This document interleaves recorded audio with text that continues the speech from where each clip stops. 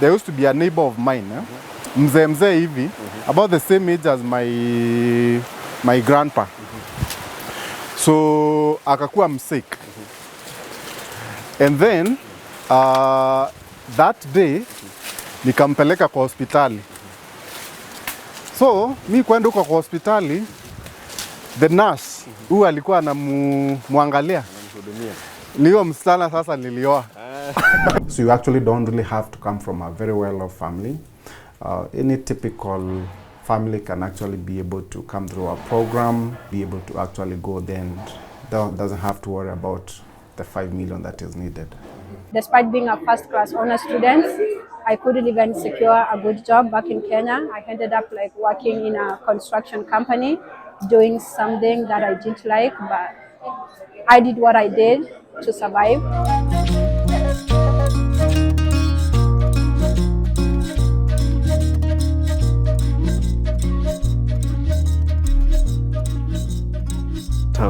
Wow. But unfortunately, he passed on. Robert Mwiti, popularly referred to as Bob Mwiti, has been living and working in the United States for the last 1 decade. A dream to many people. He comes from an arguably humble background in Meru County, where he did his elementary studies. His performance during his primary education examination is proudly inscribed on this wall of fame, quite literally. The Kenya Airlift program was formed in late 2018. And I formed the program out of the challenges that I personally faced going to study abroad. In terms of getting denied visas, I was denied visa 4 times. Bob has become a pillar of hope and has many people who look up to him. And he has also taken it upon himself to sponsor bright but needy students who come from around his homestead. So this is Joseph. Actually, Joseph was the top student at this school last year. Wow.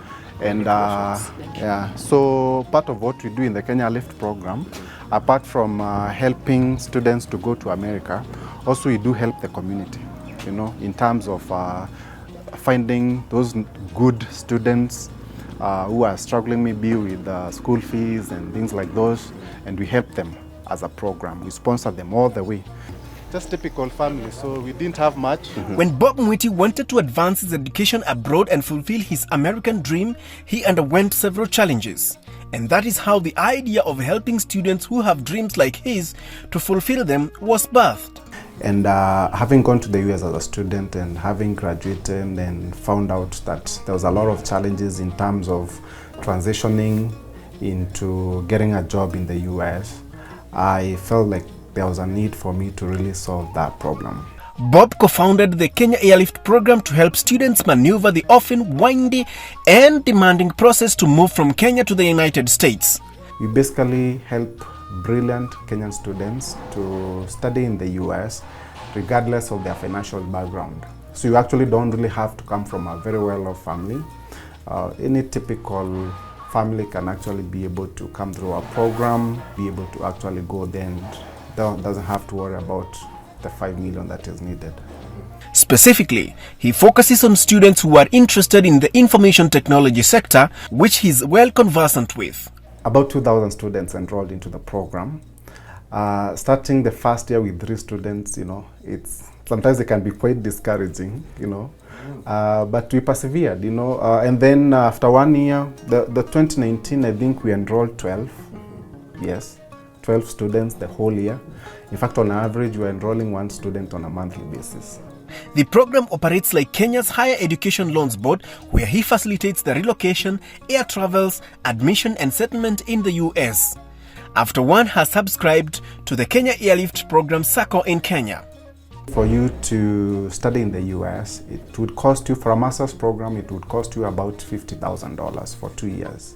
In a typical affordable state university. 50,000, that's around 5 million Kenya shillings. Not many Kenyans can actually afford that kind of money. And I felt like, I really needed to do something about it. So far, we've been able to take over 200 students, in fact, 203 students to the US. We've been able to approve so far 1.5 billion Kenya shillings in terms of student loans for our students. What? 1.5 billion Kenya 1.5 billion Kenya shillings? Kenya shillings, yes, in terms of unsecured international student loans.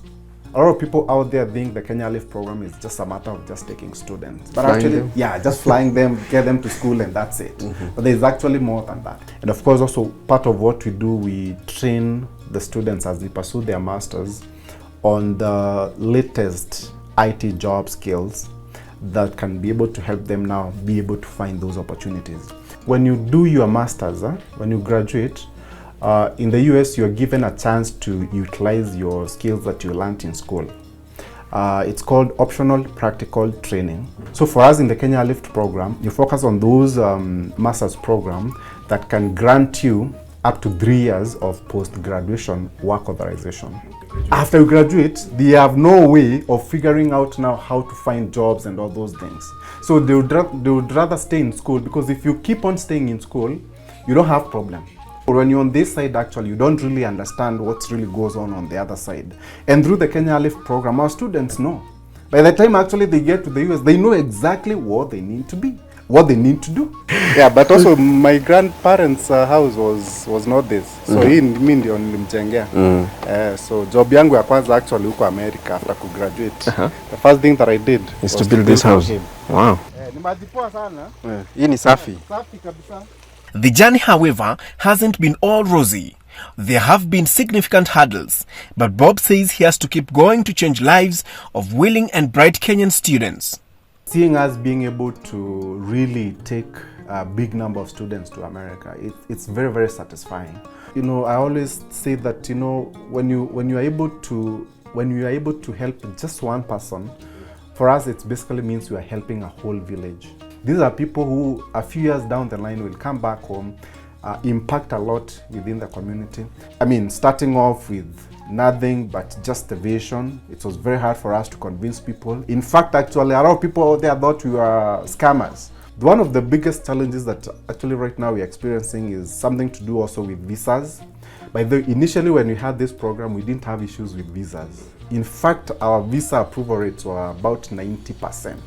But then again, also with time, because the program has, since 2021, it kind of like, that's when the program really picked up. And so many students are joining the program. We need to sit with the government, because so far, we've never had, you know, an instance where we sat with the government and told them, hey, you know what, we run this program, we fund these students, we've given 1.5 billion Kenya shillings in terms of unsecured student loans. We are solving a problem that is there. We are creating, you know, a pipeline of talent that can be used even back here home. So we need support from the government, and that's really why I'm here. And if there is anybody out there watching this video from the government, please support this program. We need something to be done, especially to do with visas, because actually we are getting frustrated. And there's something that I've gotten from this interview. Yes. That you're Bob, and you have given out at least 1.5 billion Bobs.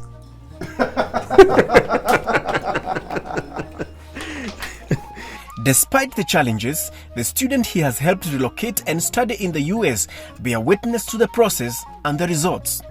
Here are some of them. My name is Irene Alice. I'm from Meru County, and I'm currently studying at Grand Valley State University doing my master's degree in data science and analytics. I relocated to US in August last year, 2022, to start my graduate studies, and so far it has been good. Back in Kenya, I did my undergraduate from Moi University in project planning and management, and despite being a first-class honor student, I couldn't even secure a good job back in Kenya. I ended up like working in a construction company, doing something that I didn't like, but I did what I did to survive. I heard about Kenya Lift program from a friend who introduced me to the program, and bearing in mind that the kind of job that I was doing, I wasn't making enough. I had to save like for a year to join the program. I did my GMAT, I got a good score of 550, and then I started application to schools. I was more interested in doing my master's in IT, which was my area of specialization back in college. So the program actually introduced me to a couple courses in IT, and I ended up like being interested in data science and analytics. So the application process was easy. After passing my GMAT, I did my statement of purpose, and then I got admission to Grand Valley State University. like the program catered for the application process and everything until the moment that I got my admission. Then we applied for my student loan, and then I was able to go for a visa interview with a couple days of coaching with Mr. Mwiti, who helped me a lot, who made sure that my visa got approved for the first time. It was actually my first time going to the embassy, and it went well, and I managed to get here. So. Oh, hi guys. So my name is Brian Kiptalam, and so basically today it's my graduation. As you can see, I'm all suited up, ready for the graduation. So I just graduated with a Master's of Science in Cybersecurity. Here is an award that I got for clenching a GPA of 4.0. My experience so far with the program has been amazing, and this is a vehicle that's bringing people where common people couldn't have, figured out things on themselves, because the journey to the US is a long journey and it requires a support system. And the Kenya Airlift offers you exactly that. It offers you exactly that. And I always wanted to go to study abroad. I first of all started with a journey to Britain, but I didn't get anywhere because I couldn't figure out funding. I had, of course, a partial scholarship, but I couldn't figure out anything else. I couldn't figure out funding, my air ticket, all that, and that dream just died like that. But when I got Kenya Airlift, everything is figured out for you, and I really encourage people out there in Kenya who are qualified for this. Don't fear, take the step. It might seem hard for the first time. I've left my family in Kenya, but yeah, you have to risk everything. Nothing will be given to you on a silver platter. So take advantage of the opportunity. And everything comes with a cost. Be ready to take it, and invest in your future. Bob is proud to have been featured on the Primary School Wall of Fame for having scored the highest marks during their year. His dream of assisting bright students may have a foundation at Gikumene Primary School in Meru County after all. So the Wall of Fame, I don't know why they don't do it anymore, but those days, to be on this thing was a big deal. It was a big deal. So when they come, you are always looking for their names here. Yeah. Despite having stayed in the US for so long, Bob easily relates to the village life and all the activities that come with it. Lakini hii inakaa red. This one, I think this one looks good.